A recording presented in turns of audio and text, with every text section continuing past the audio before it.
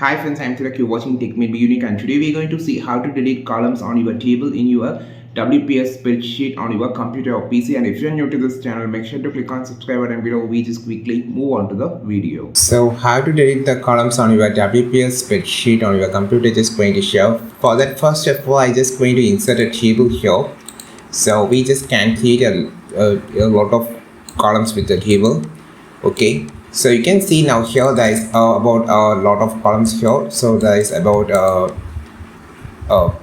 10 columns, 15, 16 columns. So I just need to delete columns. If you're having a new column, you can just delete the column by just moving by decreasing this option. But if you're having a content on the here like this and here and also here, so I just need to delete column 4 and 5. So just click on any cell of the column, right click on your mouse, and you can find an option called delete, and here you will see table column. Click on this, which will delete the column. For example, here I just need to delete those two columns. So you can just choose any two cells of the column, right click here and click on the delete option. Now click on delete columns. You can see the column has been deleted.